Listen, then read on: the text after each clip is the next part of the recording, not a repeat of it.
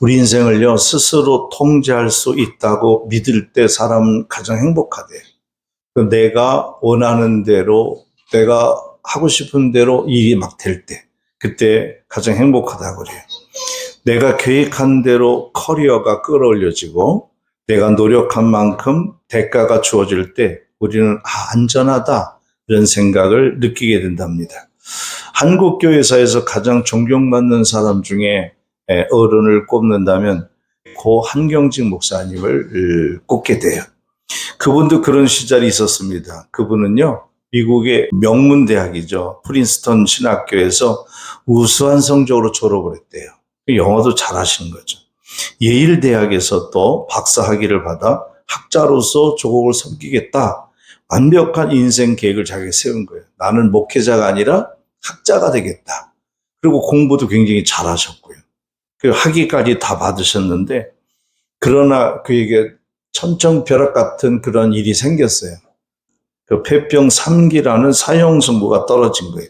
그동안 쌓아올린 노력이 한순간에 물거품이 되는 절망 속에서 그는 하나님께 이렇게 기도했대요. 하나님, 단 2, 3년만이라도 고국에 가서 복음을 외치다가 죽게 해주십시오.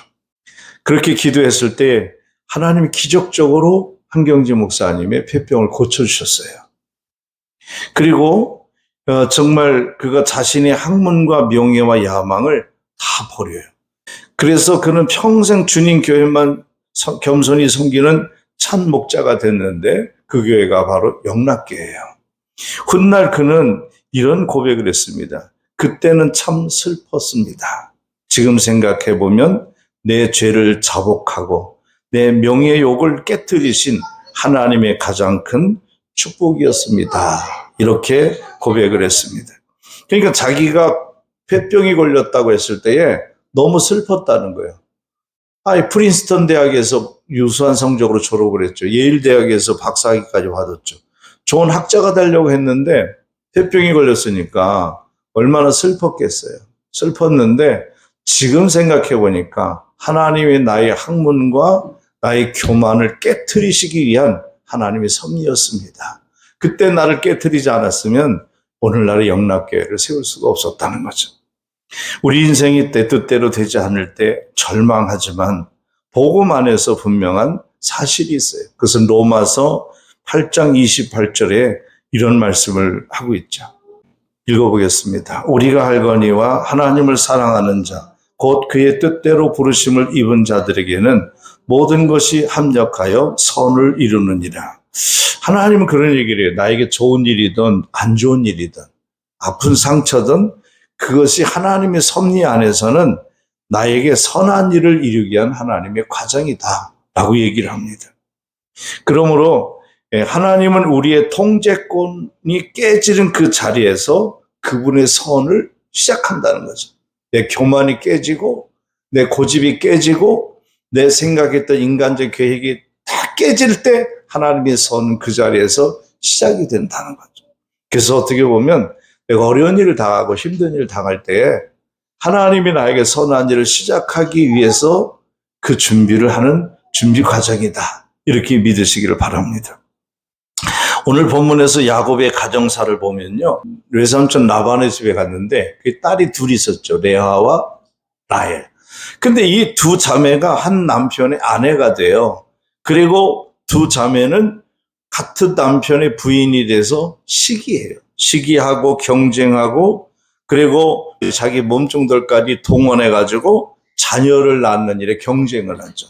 이렇게 아브라함을 통해서 하나님이 약속한 언약의 믿음의 조상의 가정에 3대째 되는 후계자인 이 야곱의 삶이 이 가정이 이렇게 개판이었을까? 이해가 안 가잖아요. 어떻게 몸종까지 끌어들여가지고 아기 낳은 일에 두 자매가 또 부인이 경쟁하며 싸웠을까? 근데요, 보세요. 그 경쟁을 하다 보니까 12명이 자식이 생겨요. 이 두 부인이 경쟁과 시기와 질투 속에 야곱의 가정은 상식적으로 엉망진창의 가정이 됐는데, 그런데 어떻게 돼요? 하나님은요, 그 가정을 통해서 하나님의 축복의 역사를 이어가겠다는 언약을 하신 그 섭리를 결코 중단하거나 포기하지 않으셨다. 우리는 죄를 져요. 우리는 실수를 해요. 우리는 부족해요. 병들 때도 있고, 또 우리 가정과 환경과 여건 속에서 내가 힘든 일을 겪을 수도 있고, 인간관계에서 내가 힘들 수도 있어요. 그럼에도 불구하고 하나님은 나를 부르시고 나를 통해서 계획하신 그 섭리를 결코 포기하지 않으신다는 거예요. 결국 그런 일이 되다 보니까 어떤 일이 생겼어요. 결론은 그렇게 해서 싸운 집구석에 12명의 자식이 뭐예요? 이스라엘의 12지파가 되잖아요. 하나님은 이렇게 하세요. 그래서 모든 것이 협력하여 뭘 이룬다? 선을 이룬다고 한 거예요. 내가 잘나고 노력하고 공부 많이 해서 이 자리에 오는 게 아니라 내가 그보다도 더 허물과 죄가 많은 순간도 많았는데도 하나님이 나를 향하여서 섭리하고 계획한 그 하나님의 목적은 흔들리지 않았기 때문에 오늘날 내가 여기 있다는 거죠. 맥스 루카드라는 사람이 이런 말을 했어요. 하나님은 당신을 있는 그대로 사랑하십니다. 하나님은 내 모습 그대로 사랑하신대요. 그런데 그 다음 얘기가 중요해요. 그러나 그대로 두지는 않습니다. 내가 죄 허물이 있고 이것밖에 안 되는데도 하나님은 내 있는 모습 그대로를 사랑하신다. 그런데 그 모습 그대로 그냥 두지는 않으신다. 그럼 어떻게 하시냐? 하나님은 당신이 변화되어 예수님처럼 되기를 원하신다. 그래서 우리 평생 우리의 목표는 예수님 닮는 거예요. 예수님처럼 되는 거예요. 그래서 우리는 예수님의 제자가 되는 거예요. 그를 위해서 신학도 공부하고 설교도 듣고 또 우리 훈련도 하고 또 신앙생활과 기도생활을 하는 거죠. 하나님이 야곱을 그리고 오늘 우리에게 어떻게 예수님 닮는 삶으로 변화시켜 가는지 3가지 훈련을 통해서 그 말씀을 살펴봅니다. 첫째는 하나님은 라반을 통해서 야곱의 깨어진 인간성을 훈련시켰습니다. 원래 야곱이 어떤 사람이에요? 목적을 위해서는 수단과 방법을 가리지 않는 치밀한 사기꾼이었잖아요. 형의 배고픈 약점을 잡아 팥죽 한 그릇에 장자권의 명분을 가로채고 아버지의 시력, 눈이 안 좋은 약점을 이용해서 축복권을 뺏었던 사람. 야곱은 철저하게 자신이 똑똑한 머리와 통제력을 믿고 살았던 인물이에요. 그런데 피난간 하란 땅에 야곱은 인생 최대의 적수를 만나죠. 자기보다 한 수 더 센 사기꾼을 만나요. 그게 라반이에요. 라반을 만나요. 라반은 야곱보다 단수가 훨씬 높은 고단수 사기꾼이었어요. 야곱이 사랑하는 라헬을 얻기 위해 7년을 머슴처럼 살았고 첫날 밤 신부는 레아로 바꿔치기가 당해서 그리고 뻔뻔하게 다시 7년을 더 봉사할 수밖에 만들어버린 이 라반의 계략은요, 야곱보다 훨씬 단수가 높았어요. 본문의 29절에 보면 야곱은 억울함을 가득 담아 이렇게 말하죠. 뭐라 그러냐면 읽어보겠습니다. 야곱이 그에게 이르되 내가 어떻게 외삼촌을 섬겼는지 어떻게 외삼촌의 가축을 쳤는지 외삼촌이 아시나이다. 만약 야곱이 점잖고요 인격이 좋은 라반을 만났다면 그런 사람을 만났다면 야곱은 어떻게 살았을까? 평생 자기 꾀, 자기 지혜, 자기 어떤 그 기술, 사기 솜씨를 자랑하며 남을 또 등쳐먹고 나를 속이면서 살았을 거라고. 하지만 하나님은 야곱의 꾀가 전혀 통하지 않는 라반을 딱 배치시킨 거예요. 라반을 만나게 한 거죠. 라반은 어떤 사람? 야곱보다 단수가 더 센 사람. 야곱은 라반에게 속으며 깊은 배신감을 느꼈을 때 비로소 내가 과거에 자신이 아버지와 형에게 준 상처가 얼마나 아팠을까라는 걸 깨닫게 됩니다.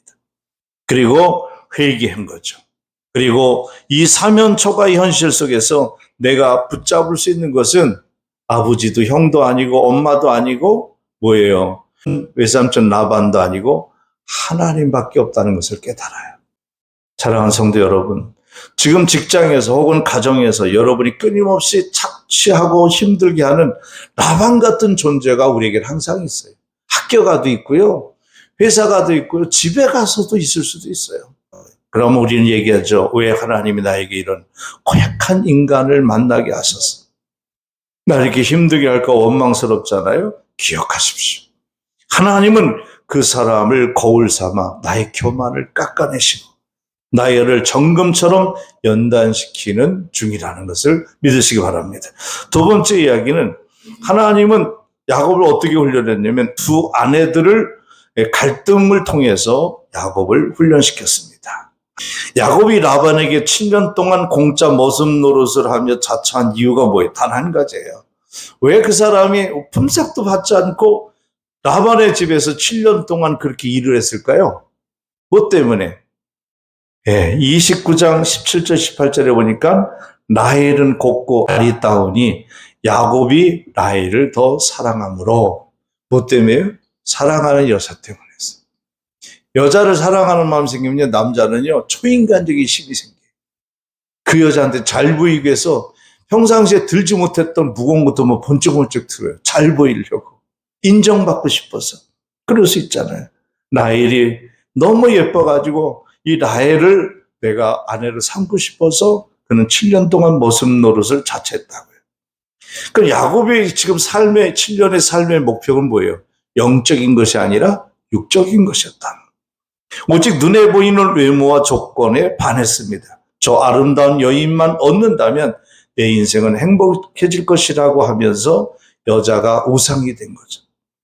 그러나 그 결과 어떻게 됐습니까? 라헬은 외모는 아름다웠지만 인물값 한 거죠.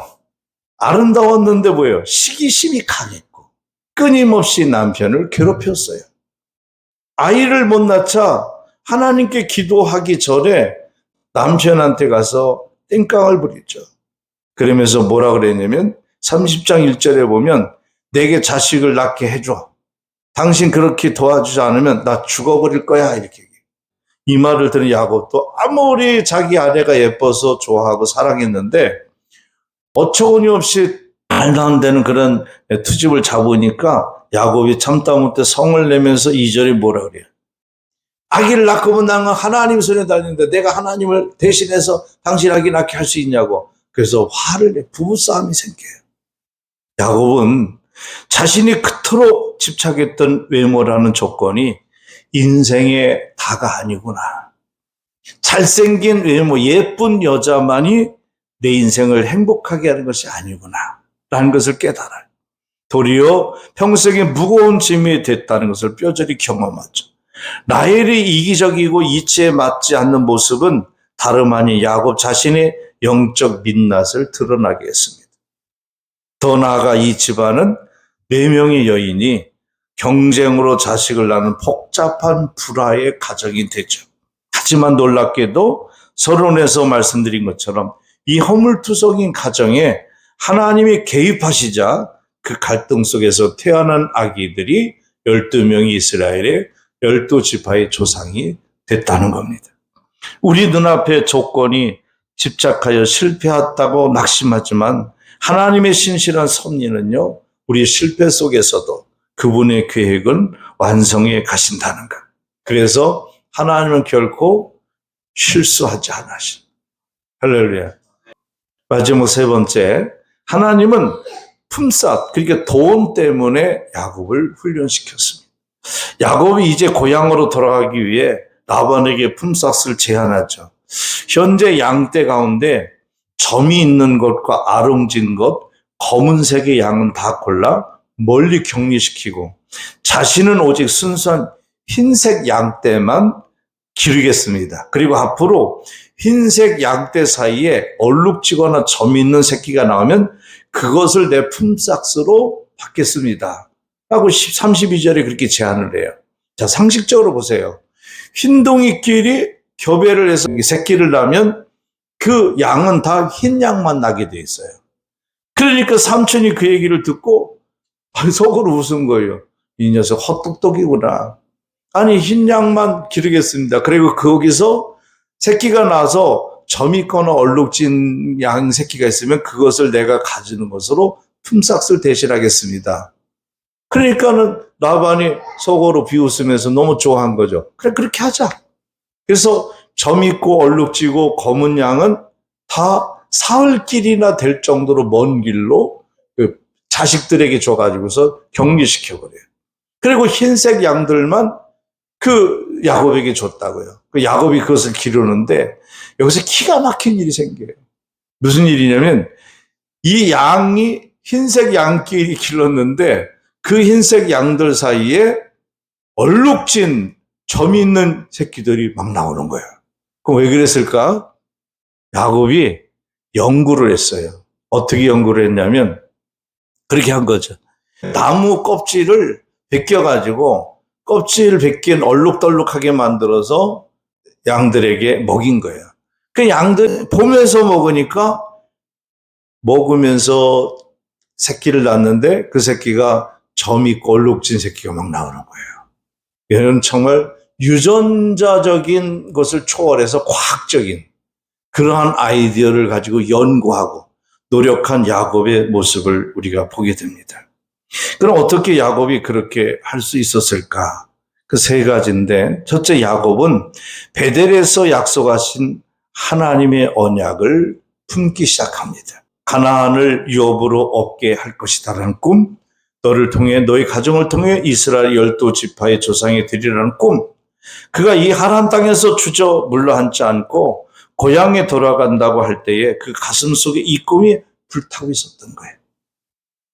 이것은 오늘날 말하면 성령 충만이에요. 그렇게 육적이었던 야곱이 이제는 성령의 사람으로 변화받게 됐고 이것이 하나님이 기대하는 우리의 삶이라는 거죠. 우리도 하나님이 기대하는 성령 충만한 사람들이 되시기를 축원합니다. 두 번째는 어떻게 해서 그렇게 됐냐면 야곱은 자신의 일터에서 최선의 노력과 탁월함을 보인 것입니다. 밤낮 더위와 추위를 무릅쓰면서도 남을 속이며 살지 않고 라반의 양떼를 정직하게 돌봤다. 뭐예요? 성실하게 일했다는 거예요. 성실하게. 동시에 양들이 물을 먹을 때 푸른 가지의 껍질을 벗겨 시각적 자극을 주는 등 자기가 할 수 있는 최선의 연구를 하고 살았다는 거죠. 여러분, 야곱같이 성령 충만하여 변화된 사람은요, 게으를 수가 없어요. 열심을 품고 주를 섬기는 거예요. 30장 43절에 보면 이런 결과를 줬어요. 매우 번창하여 양떼와 노비와 낙타와 나귀가 많았더라. 이런 복이 여러분에게도 넘치기를 축원합니다. 세 번째 끝에는 가장 중요한 변화가 일어났는데 그 삶 중심에 기도와 하나님의 교제가 이루어졌다는 사실입니다. 이제는 내 꾀로 사는 게 아니라 하나님의 지시와 도우심을 구하는 사람이 됐어요. 하나님의 이 야곱의 믿음과 수고에 초자연적인 복을 줘서 유전학적 관계를 뛰어넘어 아롱지고 점 있는 강한 새끼들이 무수하게 태어나게 하셨습니다. 43절 결론에 좀 전에도 말씀드렸듯이 이에 그 사람이 매우 번창하여 양떼와 노비와 낙타와 나귀가 많았더라. 그 사람이 누구예요? 야곱은 갑부가 돼요. 부자가 돼요. 야곱은 드디어 내 잔머리가 아니라 하나님의 주권적 공급하심을 사랑하는 법을 배우게 된 겁니다. 말씀을 맺겠습니다. 사랑하는 성도 여러분, 야곱의 인생은 처음에는 육신의 야망과 깨로 시작됐지만 하나님의 가혹한 훈련들을 잘 통과하여 마침내 영의 사람으로 승리하게 됩니다. 야곱의 이 서사는요, 긍정적으로 우리를 위해 모든 것을 내어주신 예수 그리스도의 복음이 여기서 나오는 겁니다. 야곱이 라반에게 억울하게 속았지만 진짜 아무 죄 없이 모든 것을 착취당하신 분은 예수님이셨어요. 예수님은 십자가에서 자신의 생명을 우리의 죄를 위하여 품삯을 몸으로 지불하셨죠. 예수님은 십자가에서 자신의 생명을 우리의 죄를 위한 품삯으로 지불하셨습니다. 그분이 부당한 대우를 당하셨기 때문에 오늘 우리는 아무 자격 없이 하나님의 자녀라는 최고의 신분과 복을 받게 된 거예요. 그러므로 오늘 우리 눈앞의 현실이 흰 양떼처럼 아무런 가능성이 보이지 않고 미약해 보일지라도 낙심하지 마십시오. 나를 변화시키기 위해 내 삶에 라반을 허락할 때가 있다. 내 우상을 깨트리기 위해 하나님의 신실한 손길을 신뢰하시기를 바랍니다. 끝까지 인내함으로 세월이 흐를수록 내 힘이 아닌 하나님의 은혜로 승리하며 예수 그리스도를 닮아가는 복된 성도들이 다 되시기를 축복합니다.